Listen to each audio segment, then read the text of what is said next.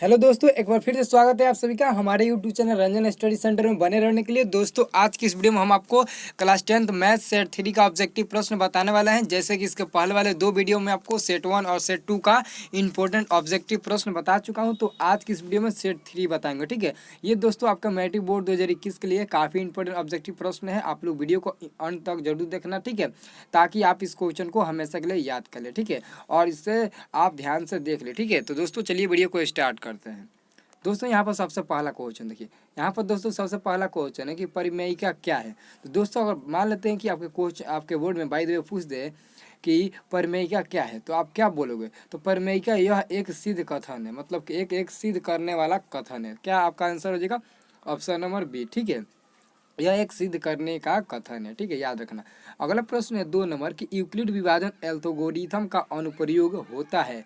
तो क्या किसके लिए होता है? तो आप लोगों को जरूर याद होगा कि दो धनात्मक पूर्णांकों के मौसा निकालने के लिए। क्या निकालने के लिए? मौसा निकालने के लिए। एलसीएम नहीं दोस्तों, मौसा यानी कि एचसीएफ है।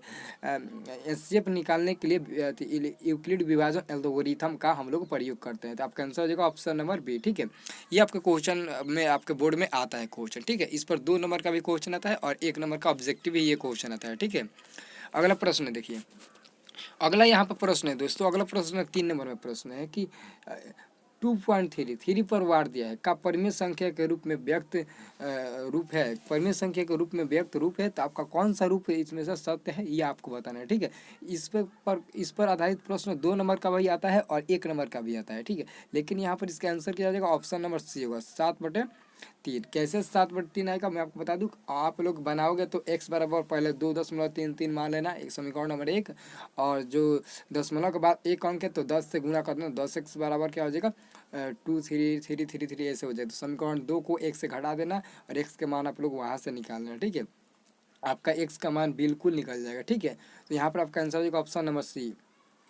अगला प्रश्न है दोस्तों, 4 के पावर n के शून्य पर समाप्त होने के लिए अभाज्य गुणनखंड में 2 के अलावे कौन अभाज्य संख्या गुणनफल के रूप में होगा। तो मैं आपको बता दूं कि 2 के अलावा एक और संख्या होता है जो कि 5 के रूप में रहता है। किसके रूप में रहता है?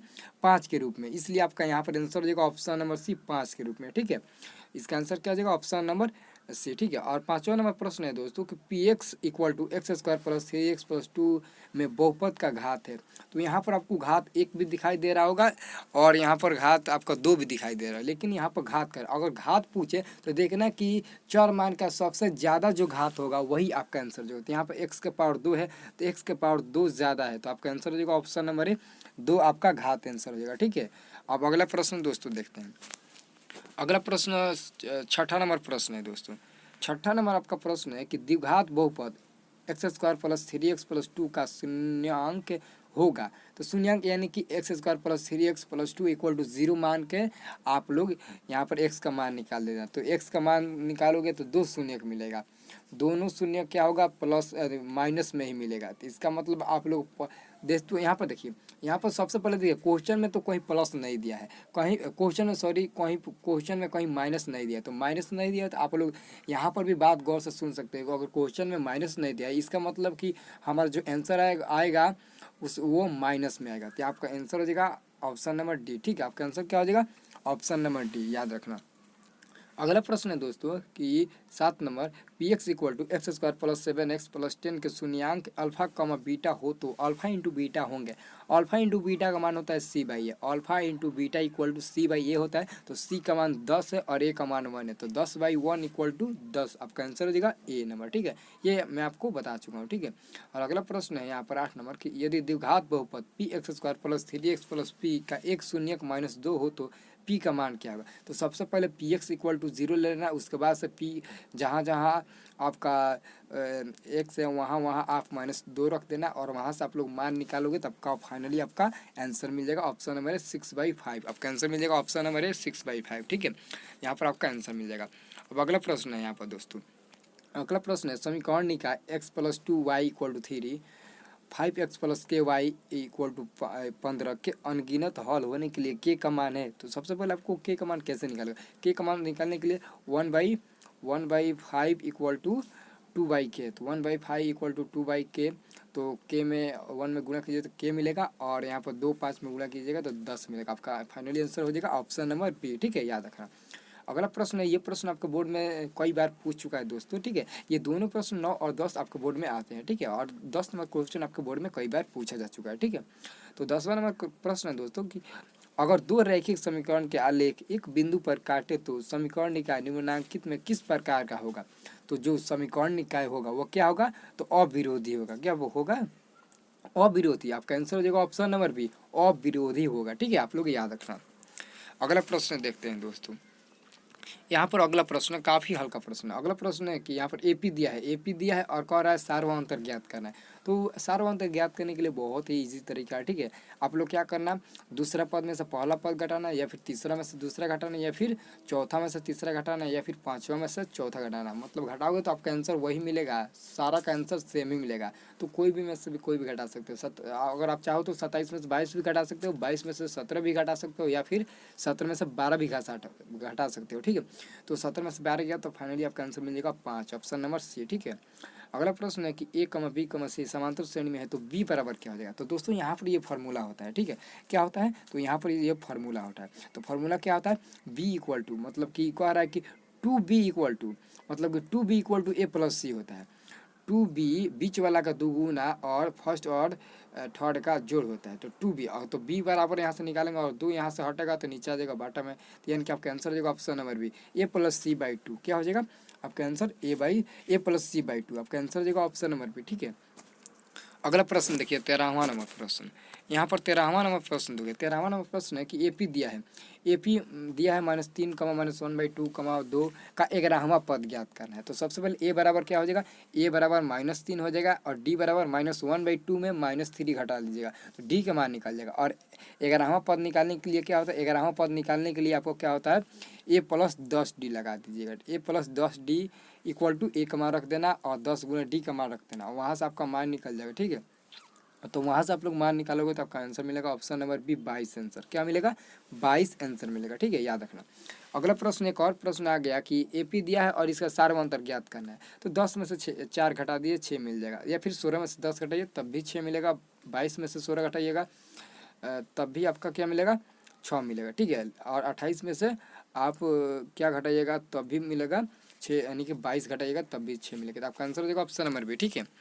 अगला प्रश्न दोस्तों देखते हैं। यहाँ पर 15वां नंबर प्रश्न, 15वां नंबर प्रश्न है कि त्रिभुज ABC समरूप त्रिभुज DE, ठीक है, और इनके क्षेत्रफल क्रमशः 64 सेमी स्क्वायर और 121 सेमी स्क्वायर है। तो ई एफ दिया है कितना, 15.4 सेमी। तो BC का मान क्या होगा, तो ये तो आपको फिगर बनाना होगा। अगर फिगर बनाने होगा तो अगर आप लोग इस क्वेश्चन को बना सकते हो तो कॉपी बनाना। अगर ये क्वेश्चन आपसे फंसता है तो कमेंट बॉक्स में बता देना कि इसमें से कौन कौन से क्वेश्चन आपसे नहीं बन पा रहा है। मैं आपको अलग से एक वीडियो में बता दूंगा। सारे कमेंट्स पढ़कर मैं आपको सारे कमेंट्स पढ़ूंगा, और जो क्वेश्चन आपको से नहीं बन रहा है तो मैं आपको उसका अलग से सलूशन करके वीडियो बनाकर आपको दे दूंगा, ठीक है, आप लोग देख लेना, ठीक है। तो यहाँ पर इसका मैं आपको फाइनली आंसर बताऊंगा। तो यहाँ पर इसका आंसर हो जाएगा ऑप्शन नंबर ए, 11.2 सेमी, ठीक है। तो दोस्तों यहाँ पर ये क्वेश्चन भारी नहीं है, काफ़ी हल्का है, लेकिन यहाँ पर भाषा में ज़्यादा दे दिया, बहुत ही हल्का है लेकिन भाषा में दे दिया। आप लोग ट्राई करना, बन जाएगा तो ठीक है, नहीं बनेगा तो कमेंट बॉक्स में बता देना, ठीक है। 16वां नंबर प्रश्न दोस्तों, 16 नंबर प्रश्न है कि त्रिभुज ABC में कोण ए का समद्विभाजक AD सम्मुख भुजा BC से D पर मिलती है। अगर BD बराबर 2.5 सेमी और AB बराबर 5 सेमी, AC बराबर 4.2 सेमी, तो DC का मान कब है। ये भी आपके क्वेश्चन है जो है वो काफ़ी हल्का है, लेकिन यहाँ पर भाषा में दिया है, जिसके चलते आप लोग से थोड़ा दिक्कत होगा बनाने में। अगर बन जाएगा तो ठीक है, अगर नहीं बनेगा तो ये भी क्वेश्चन मैं आपको बता दूंगा, ठीक है। तो इसका फाइनली आंसर हो जाएगा ऑप्शन नंबर 2.1 सेमी, ठीक है। अगला प्रश्न देखते हैं।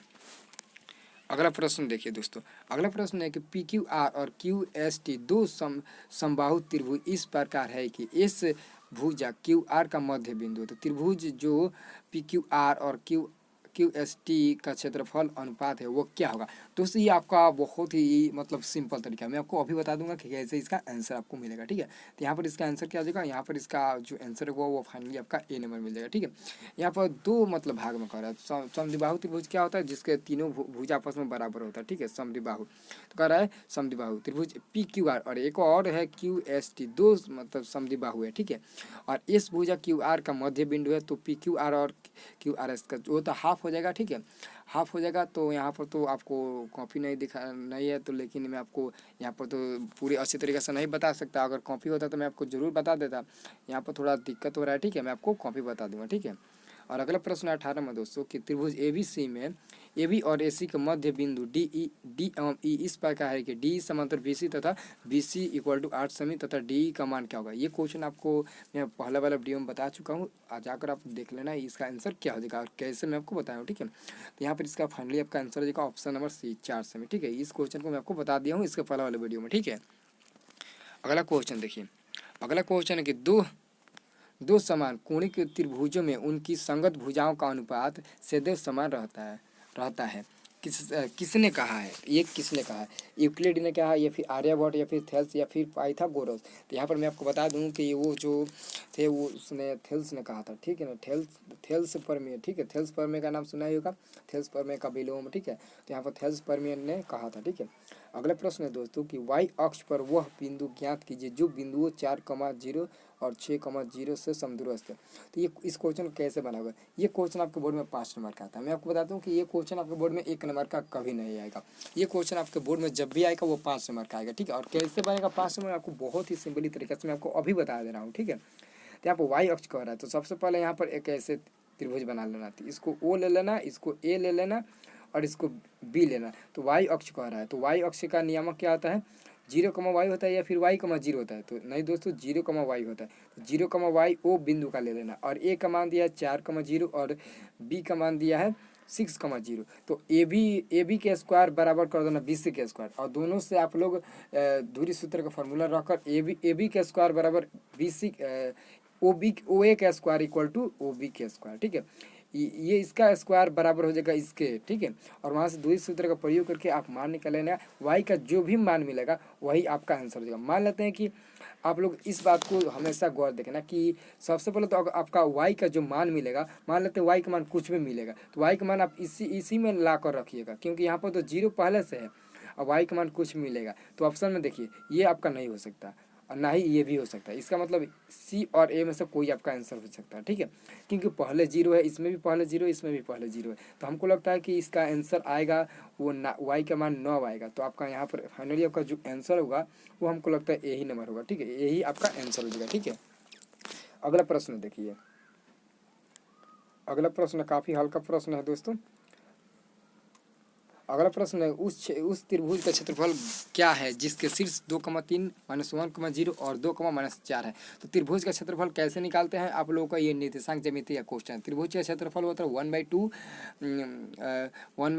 बड़ा bracket x1 y2 - y3 plus x2 y3 - y1 plus x3 y1 - y2। इस पर फॉर्मूला पर रखकर आप बना लेना। तो यहाँ पर आपका फाइनली आंसर क्या मिल जाएगा, तो यहाँ पर आपका फाइनल आंसर मिल जाएगा ऑप्शन नंबर सी 21/2 वर्ग मात्रा, यानी कि स्क्वायर मीटर, ठीक है, स्क्वायर में मिलेगा, ठीक है, वर्ग में मिलेगा। आपका आंसर मिलेगा ऑप्शन नंबर सी, ठीक है। अगला क्वेश्चन है 22 नंबर के बिंदुओं इतना और इतना के बीच की दूरी क्या होगा। तो बिंदु इतना और इतना के बीच की दूरी क्या होगा दोस्तों, ये आपको बताना है, ठीक है। तो हमको तो लगता है इन दोनों के बीच की दूरी जो होगा वो शायद हमको लगता है ए होगा, ऑप्शन नंबर ए। लेकिन देखते हैं क्या होगा। नहीं दोस्तों यहाँ पर इसका आंसर ए ही दिया है, ठीक है, ए ही मिलेगा, ठीक है। आप लोग दूरी सूत्र का फॉर्मूला से इसको बनाना। दूरी सूत्र का फॉर्मूला क्या होता है, x1 - x2 का whole square plus y1 - y2 का whole square on the root में होता है, ठीक है। अगला प्रश्न है, ये भी आपके से दूरी सूत्र पर बनेगा, ठीक है। बिंदुओं 0,0 और 36,15 के बीच की दूरी क्या होगा। तो यहाँ पर आपका आंसर क्या हो जाएगा, तो यहाँ पर इसका आंसर हो जाएगा ऑप्शन नंबर 39 इकाई, ठीक है, वो 39 इकाई यानी कि यूनिट, ठीक है। अगला प्रश्न देखिए, यहाँ पर 24 नंबर प्रश्न है 1 - cot square 45 1/1 plus cot square 45। तो सबसे पहले देखिए कॉट 45 का मान क्या होता है, तो कॉट 45 का मान 1 होता है। तो 1 माइनस कॉट 45 का मान 1 रखेंगे, 1 का स्क्वायर 1 ही हो जाएगा और नीचे 1 + 1, तो 1 1 कट जाएगा, यानी कि 0/2 0/2 का मतलब क्या होगा 0 होगा। तो यहाँ पर इसका फाइनली आंसर क्या हो जाएगा ऑप्शन नंबर बी, ठीक है। इसका आंसर क्या हो जाएगा? ऑप्शन नंबर बी, ठीक है। अब अगला प्रश्न देखते हैं। अगला प्रश्न क्या है दोस्तों? अगला प्रश्न 25 नंबर प्रश्न है। 25 नंबर आपका प्रश्न है दोस्तों कि sine pi by 4 minus cos pi by 4। Sine pi by 4 का मतलब क्या हुआ?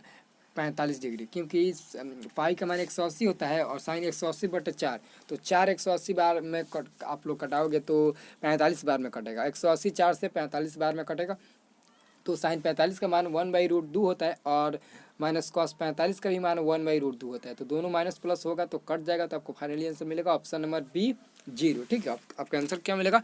Option number B 0। अगला दोस्तों प्रश्न है। अगला प्रश्न है दोस्तों यहाँ पर कि यदि √3 सेक थीटा इक्वल टू 2, तो थीटा का मान क्या होगा? तो सबसे पहले सेक थीटा बराबर आप लोग क्या लिखोगे? सेक थीटा बराबर हो जाएगा आपका 2/√3 और 2/√3, तो सेक कितना का मान होता है? 2/3। तो हमको लगता है कि सेक 30 का मान होता है 2/3, ठीक है। तो sec 30 equal to sec theta equal to sec 30 हो जाएगा, तो सेक से कट जाएगा, थीटा बराबर 30 डिग्री। आपका फाइनली आंसर मिल जाएगा ऑप्शन नंबर है, ठीक है। और वैसे ही एक और क्वेश्चन है 27 नंबर। 27 नंबर क्वेश्चन को 1 प्लस कॉट स्क्वायर ए बटे 1 प्लस टेन स्क्वायर ए बराबर है। तो 1 प्लस कॉट स्क्वायर ए का फार्मूला क्या होता है? तो मैं आपको बता देता हूँ, ठीक है। तो यहाँ पर जो आपका 1 प्लस कॉट स्क्वायर होता है उसका फॉर्मूला होता है सेक स्क्वायर ए, कॉसेक स्क्वायर ए होता है, ठीक है। कॉसेक स्क्वायर थीटा हो जाएगा और बाटा में क्या है 1 प्लस टेन स्क्वायर, इसका फॉर्मूला होता है सेक स्क्वायर ए, ठीक है। क्या हो जाएगा? सेक स्क्वायर ए। इसको ऊपर ले जाओगे तो कॉस स्क्वायर हो जाएगा और इसको नीचे लाओगे तो साइन स्क्वायर हो जाएगा। तो कॉस स्क्वायर बटे साइन स्क्वायर इक्वल टू क्या हो जाएगा? Cot square. आपका आंसर मिल जाएगा ऑप्शन नंबर सी, ठीक है। अगला प्रश्न 28 नंबर की दोस्तों कि ये त्रिभुज ए बी सी में ए बी बराबर 8√6 सेंटीमीटर और ए सी बराबर 8√2 सेंटीमीटर, तो कोण ए बराबर 90 डिग्री, तो कोण बी का मान क्या होगा? ये तो बहुत ही सिंपल तरीका है कि कोण बी का मान क्या होगा। मैं आपको बता दूं कि यहाँ पर इसका आंसर हो जाएगा आपका ऑप्शन नंबर सी, 30 डिग्री मिलेगा। कोण सी का मान क्या मिलेगा? 30 डिग्री, ठीक है। आपका आंसर हो जाएगा ऑप्शन नंबर सी। अगला प्रश्न देखिए यहाँ पर। अगला प्रश्न 29 नंबर प्रश्न। 29 नंबर प्रश्न है कि त्रिभुज ए बी सी में कोण ए बराबर 45 डिग्री, कोण बी बराबर 90 डिग्री, तो बी सी और बी ए का अनुपात क्या होगा? बी सी और बी ए का अनुपात क्या होगा? तो बी सी और बी ए का जो अनुपात होगा वो होगा 1:1, ठीक है। क्या हो जाएगा? आपका हो जाएगा क्योंकि बी सी और बी ए दोनों बराबर होगा, ठीक है। दोनों बराबर होगा, आप लोग देख लेना, ठीक है। क्यों बराबर होगा, कैसे बराबर होगा मैं आपको बताऊँ। क्योंकि एक कोण का मान कितना दे दिया? 45 दे दिया, और एक कोण ए का मान दे दिया 45 डिग्री और कोण बी का मान दे दिया है 90 डिग्री। तो कोण सी का भी मान तो 90 होगा, तभी तो 90 90 180 होगा, इसलिए कोण बी सी और बी ए बराबर होगा। तो इसका आंसर देगा ऑप्शन नंबर है, ठीक है। वृत्त यहाँ पर कर रहा है वृत्तार्ध का कोण कितने डिग्री का होता है? तो वृत्तार्ध का कोण मतलब कितने डिग्री का होता है? तो मैं आपको बता दूं यहाँ पर आपका आंसर जो ऑप्शन नंबर ए, क्योंकि वृत्तार्ध का मतलब क्या है? अर्धवृत्त का कोण। तो अर्धवृत्त का कोण फाइनली आपका 90 डिग्री का होता है, क्योंकि इसके पहले वाले वीडियो में मैं आपको इस क्वेश्चन का आंसर बता दिया हूँ, ठीक है। तो अगला प्रश्न देखते हैं। अगला प्रश्न है कि यदि एक बिंदु P से O केंद्र वाले किसी वृत्त पर PA तथा PB स्पर्श रेखा परस्पर 60 डिग्री के कोण पर झुकी हुई, तो कोण AOB इक्वल टू क्या आएगा? तो ये भी आपको बनाना पड़ेगा, ठीक है। ये कैसे बनेगा? ऐसे आपको होगा और यहाँ से वृत्त पर स्पर्श रेखा होगा और इसका मान दिया है आपका, ठीक है। तो ऐसे आपको लोगों को निकालना है, ठीक है। तो इसका आंसर मैं आपको निकाल कर बता दूंगा। तो यहाँ पर आप लोग पहले समझना, आप लोग अभ्यास करना, जो क्वेश्चन इसमें नहीं बन रहा है उसको अभ्यास करना और उस क्वेश्चन को कॉपी में लोड कर लेना कि इतना नंबर क्वेश्चन और इतना नंबर क्वेश्चन हमसे नहीं बन पा रहा है। मैं आपको अवश्य बताऊँगा, ये मेरा वादा है, ये चैलेंज है, ठीक है। मैं आपको ज़रूर बताऊँगा। तो यहाँ पर 31 नंबर का आपका आंसर क्या हो जाएगा? तो यहाँ पर 31 का आंसर हो जाएगा ऑप्शन नंबर डी, ठीक है। ऑप्शन नंबर डी हो जाएगा। अगला प्रश्न दोस्तों देखते हैं। यहाँ पर अगला प्रश्न है 32 नंबर में। 32 नंबर प्रश्न है कि कोई वृत्त एक चतुर्थांश के सभी भुजाओं को स्पर्श करती है। कोई वृत्त एक चतुर्थांश के सभी भुजाओं को स्पर्श करती है। ए बी बराबर 6 सेंटीमीटर, बी सी बराबर 7 सेंटीमीटर, सी डी बराबर 4 सेंटीमीटर, तो ए डी का मान क्या होगा? तो ए डी का मान क्या होगा? तो ये निकालने का बहुत ही सिंपल तरीका है दोस्तों, क्योंकि ये वृत्त से संबंधित क्वेश्चन है। वृत्त के एक चतुर्थांश, तो ये वृत्त हो गया और इसके 4 भाग कह रहा है, 4 भाग, और सभी भुजाओं को स्पर्श करती है। सभी ये जो भुजाएं हैं सभी को स्पर्श करती है। तो मान लेते हैं बीच वाला ओ हो जाएगा, ए बी हो जाएगा, सी हो जाएगा, डी हो जाएगा, और सभी का मान दिया है। तो किसका मान पूछ रहा है? ए डी का मान पूछ रहा है, तो उसका भी मान निकल जाएगा, उसका भी मान निकल जाएगा। कैसे निकलेगा मैं आपको कॉपी पर बता दूंगा, ठीक है। तो यहाँ पर इसका आंसर क्या हो जाएगा दोस्तों? तो यहाँ पर आपका जो फाइनली आंसर है वो हो जाएगा ऑप्शन नंबर ए। क्या हो जाएगा? ऑप्शन नंबर ए होगा, ठीक है। 2 सेंटीमीटर, ठीक है। और अगला प्रश्न है कि एक वृत्त के चतुर्थांश का क्षेत्रफल क्या होगा अगर उसकी परिधि 22 सेंटीमीटर है। तो वृत्त के चतुर्थांश का क्षेत्रफल क्या होता है? तो पहले तो वृत्त का क्षेत्रफल पाई आर स्क्वायर होता है, तो चतुर्थांश है तो 1/4 पाई आर स्क्वायर हो जाएगा।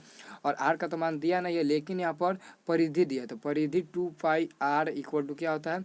22 2 पाई आर इक्वल टू 22 सेंटीमीटर हो जाएगा, ठीक है। तो यहाँ पर 2 इंटू पाई का मान 22/7 हो जाएगा, ठीक है। 22/7 इंटू आर हो जाएगा, ठीक है। क्या हो जाएगा? आर हो जाएगा।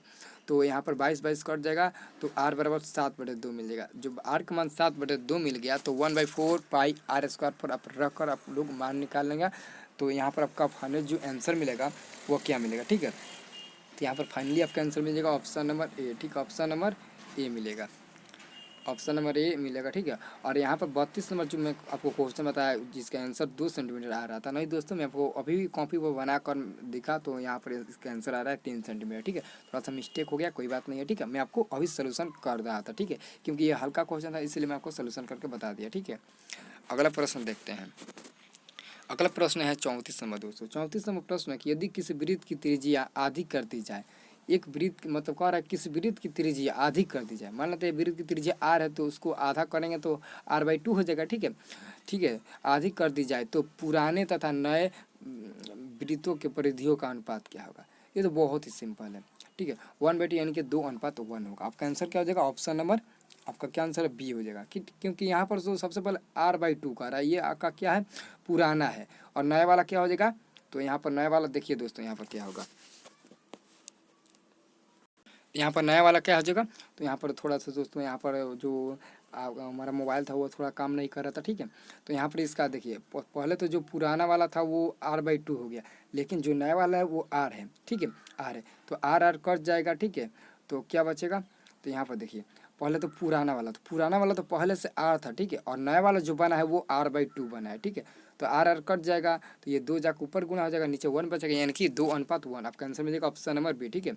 और वैसे ही एक और क्वेश्चन है, वैसे ही 35 नंबर क्वेश्चन है कि किसी वृत्त की त्रिज्या 3 गुनी कर दी जाए, एक वृत्त की त्रिज्या 3 गुनी कर दी जाए तो नए और पुराने वृत्तों के अनुपात क्या होगा? तो इसका भी आपका आंसर हो जाएगा 3:1, ऑप्शन नंबर बी, ठीक है, क्योंकि ये उसी पर आधारित प्रश्न है, ठीक है। इसका भी आंसर हो जाएगा, यहाँ 3 गुना है तो 3 हो जाएगा, 3:1, ठीक है। ऑप्शन नंबर बी हो जाएगा, ठीक है। अगला प्रश्न दोस्तों देखते हैं। यहाँ पर अगला प्रश्न है कि एक अर्धगोले का आयतन, एक अर्धगोले का आयतन क्या होता है दोस्तों? तो 2πr3। अर्धगोले का आयतन 2πr3 होता है। अर्धगोले का आयतन इतना सेंटीमीटर दिया है, तो अर्धगोले का कुल पृष्ठीय क्षेत्रफल क्या होगा? तो अर्धगोले का कुल पृष्ठीय क्षेत्रफल 3πr² होता है। 3πr², तो आयतन दिया है, तो आयतन क्या होता है? तो आयतन 2πr³ होता है। तो यहाँ से आप लोग कटाकर r का मान निकाल लेना और क्षेत्रफल में डाल देना r का मान लाकर, ठीक है। तो आपका फाइनली आंसर मिल जाएगा। ये तो बहुत आसान है, ठीक है। इसका आंसर आपका क्या मिल जाएगा? तो यहाँ पर इसका आंसर आपका हो जाएगा option number A, 4158 centimetre square, ठीक है। अगला प्रश्न है कि यदि किसी लंबवृत्तीय शंकु की त्रिज्या एवं ऊंचाई दोनों ही दुगुनी कर दी जाए तो नए नए ठोस के घन एवं पहले ठोस के घनफल का अनुपात क्या होगा?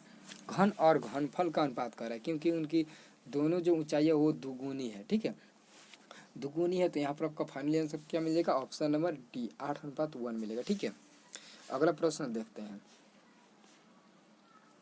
अगला प्रश्न है दोस्तों कि 2 सेंटीमीटर किनारे वाले एक घन को 1 सेमी किनारे वाले 8 घनों में काटा गया है, तो बताएं कि इसके कुल क्षेत्रफल, कुल पृष्ठ क्षेत्रफल क्या होगा? तो ये तो आसान है, तो यहाँ पर इसका आंसर मिल जाएगा ऑप्शन नंबर 48 हो जाएगा, ठीक है, 48 हो जाएगा। अगला प्रश्न है कि 1 सेमी त्रिज्या वाले 1 सेमी त्रिज्या के गोले से 0.1 सेमी त्रिज्या के कितने गोले बनाए जा सकते हैं? कितने गोले बनाए जा सकते हैं? तो यहाँ पर ये प्रश्न आपके बोर्ड में पूछ चुका है, तो आप यहाँ पे इसका आंसर मार देना ऑप्शन नंबर डी, ठीक है। आप बिना देखे इसका आंसर मार देना ऑप्शन नंबर डी, क्योंकि यहाँ पर कह रहा है कि 1 सेमी त्रिज्या के गोले से 0.1 सेमी त्रिज्या के कितने गोले बनाए जा सकते हैं गोले, ठीक है। तो यहाँ पर इसका आंसर हो जाएगा ऑप्शन नंबर डी, ठीक है। अगला प्रश्न देखिए।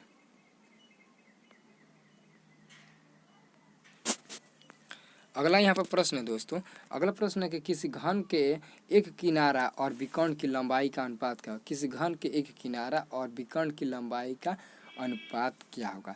तो विकर्ण की लंबाई का अनुपात क्या होगा, तो विकर्ण की जो जो घन का विकर्ण होता है वो क्या होता है, तो मैं आपको बता दूं कि यहाँ पर जो आपका आंसर वो हो जाएगा ऑप्शन नंबर, क्योंकि घन का विकर्ण जो होता है वो √3 होता है, तो यहाँ पर 1:√3 हो जाएगा। ठीक है। अगला प्रश्न 41 नंबर कि समान आधार और समान ऊंचाई के लंब वृत्तीय बेलन तथा लंब वृत्तीय शंकु के आयतनों का अनुपात का, तो लंब वृत्तीय बेलन का आयतन क्या होता है और लंब वृत्तीय शंकु का आयतन क्या होता है, दोनों का आयतन को आपको बटा कर देना, और बटा करने के बाद जो भी आपका फाइनली आंसर मिलेगा आपका वही आंसर हो जाएगा। तो यहाँ पर 3:1 मिलेगा, ऊपर 3 मिलेगा, नीचे 1 मिलेगा। ठीक है, तो आपका आंसर हो जाएगा ऑप्शन नंबर बी। अगला प्रश्न है कि 14 सेमी व्यास वाले गोले का आयतन क्या होगा, 14 सेमी व्यास वाले, तो गोले का आयतन क्या होता है, तो 4πr³ होता है। तो 14 सेमी व्यास दिया है तो d बराबर 2r होता है, तो 2r से आप लोग निकाल लेना। ठीक है, तो r बराबर 7 सेंटीमीटर मिल जाएगा और आप लोग आयतन मिल जाएगा और r का मान रख देना, तो आपका फाइनली आंसर क्या मिलेगा, तो यहाँ पर आपका जो फाइनली आंसर मिलेगा वो आपका आंसर मिलेगा option number A 1437.5 semi cube. ठीक है, अब अगला प्रश्न देखते हैं। अगला प्रश्न देखिए, अगला प्रश्न 43 नंबर प्रश्न है। 43 नंबर प्रश्न है दोस्तों कि 3 सेमी त्रिज्या वाले गोले को पिघलाकर 2 mm व्यास का एक तार बनाया जाता है, तो तार की लंबाई क्या होगी, तो सबसे पहले mm में दिया है और यहाँ पर मीटर में दिया है, तो mm में दिया है तो मीटर में बदलने के लिए क्या करेंगे हम लोग, किससे भाग देंगे, 1000 से भाग देंगे। 1000 से भाग देंगे तो हम लोगों का मान जो होगा वो मीटर में निकल जाएगा, और d बराबर 2r होता है, तो d का मान 2 mm दे दिया है, तो यहाँ से आप लोग निकाल लेना r का मान निकालने के बाद आप लोग तार की लंबाई में आप लोग ले आकर रख देना। ठीक है, तो यहाँ पर आपका आंसर आपका मिलेगा, वो आपका आंसर हो जाएगा ऑप्शन नंबर बी। ठीक है, 36 मीटर, ऑप्शन नंबर बी हो जाएगा। ठीक है, अगला प्रश्न है कि अगला प्रश्न यहाँ पर 44 नंबर के 3 लगातार प्राकृत संख्याओं का माध्य क्या आएगा, तो प्राकृत संख्या क्या होता है, 0 1 2, तो 0 + 1 + 3 बटे 3 वो है, तो 3 से भाग दे देंगे तो 3 3 कट जाएगा, तो आपका फाइनली आंसर मिल जाएगा ऑप्शन नंबर ए। ठीक है, अगला प्रश्न है 45 नंबर कि इतना और इतना का बहुलक होगा, तो इसमें देखना कि सबसे ज़्यादा बार कौन सा अंक है, तो 3 सबसे ज़्यादा बार है, 1 बार है, 2 बार है, 3 बार है, तो 3 3 बार है, तो इसका आंसर हो जाएगा ऑप्शन नंबर डी, 3 ही होगा। ठीक है, अगला प्रश्न है इसमें भी आपको 3 दिखाई दे रहा होगा 3 बार, तो आपका आंसर क्या हो जाएगा ऑप्शन नंबर ए, 3 ही होगा। ठीक है, अगला प्रश्न देखिए, यहाँ पर अगला प्रश्न था 47 नंबर दोस्तों कि प्रथम 5 संख्याओं का माध्य क्या होगा, प्रथम 5 संख्याओं, तो संख्या क्या होता है 1 + 2 + 3 + 5 प्लस मतलब 4 तक ले जोड़ना, 5 तक ले, 1 + 2, तो क्या हो जाएगा, ये 1 + 2 क्या हो गया 3 हो गया, 3 + 3 6 हो गया, 6 + 4 10 हो गया, 10 + 5 15 हो गया, तो 15 बटे क्या हो जाएगा 5, तो आपका फाइनली आंसर मिलेगा ऑप्शन नंबर ए 3, 5 3 15। ठीक है, और अगला प्रश्न है प्रथम 4 सम संख्याओं का माध्य क्या होगा, तो सम संख्या क्या होता है 2 होता है, 4 6 8 10, तो जो 2 जोड़ 4 जोड़ 6 जोड़ 8 जोड़ 10, तो सबको जोड़ के 5 से भाग दे देना। ठीक है,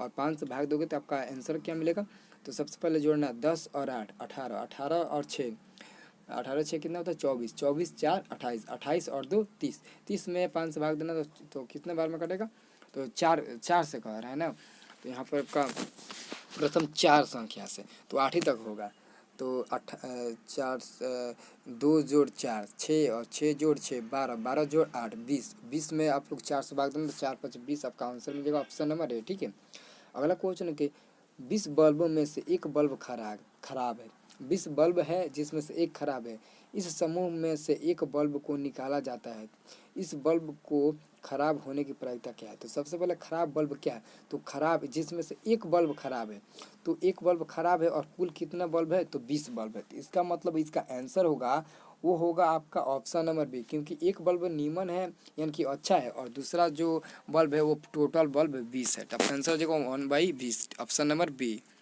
अगला प्रश्न देखते हैं। अगला प्रश्न दोस्तों है यहाँ पर कि 2 पासे को एक साथ फेंकने पर दोनों पर समान संख्या पाने की प्रायिकता क्या होगी, 2 पासे को एक बार फेंकते हैं तो सबसे पहले दोनों पर 1 1 आ सकता है, दोनों पर 2 2 आ सकता है, दोनों पर 3 3 आ सकता है, दोनों पर 4 4 आ सकता है, ऐसे 6 आएगा, तो 6/36/1/6 आपका आंसर मिलेगा ऑप्शन नंबर बी। ठीक है, अगला प्रश्न है किसी घटना ई के लिए निम्न में कौन सा सही है, किसी घटना ई के लिए निम्न में कौन सा सत्य है, तो किसी घटना ई के लिए निम्न में कौन सा सत्य है, ई के लिए तो जो है पी ई जो है वो 1 से बड़ा होगा, कि पी ई -0 होगा, या फिर पी ई बराबर 1 होगा, या फिर पी ई = -1 होगा, नहीं दोस्तों, यहाँ पर आपका जो आंसर होगा वो होगा ऑप्शन नंबर बी, क्योंकि पी जो है वो 0 से छोटा होता है। ठीक है, 0 से छोटा। अगला प्रश्न दोस्तों यहाँ पर देखते हैं। अगला प्रश्न यहाँ पर दोस्तों है कि cos 1 degree, cos 2 degree, cos 3 degree equal to dash dash cos 90 degree equal to आपका मान क्या होगा।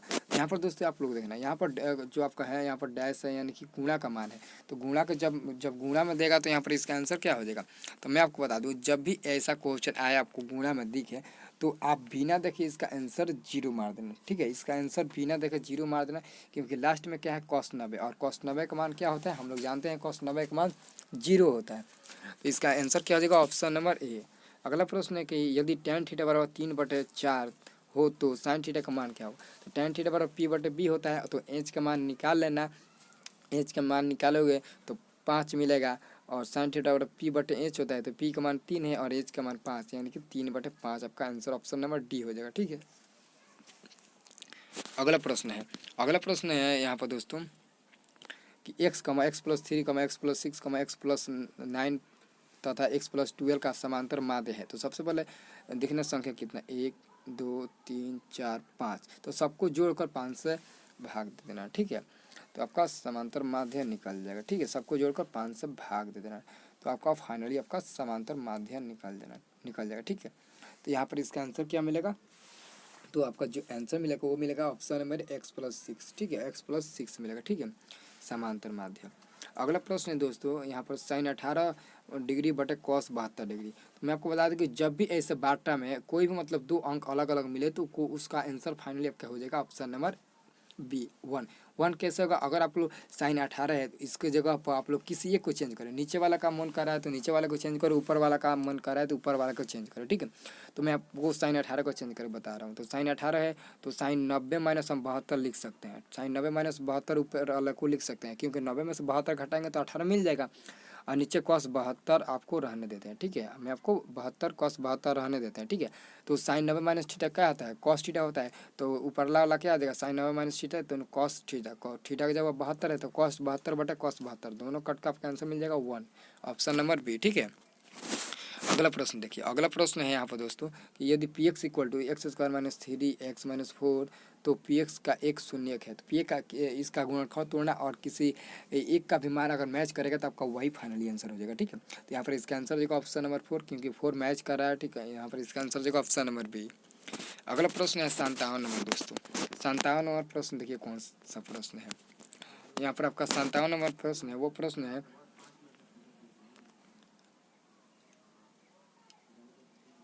अगला प्रश्न है 57 नंबर दोस्तों कि सबसे छोटी अभाज्य और सबसे छोटी भाज्य संख्याओं का गुणनफल है।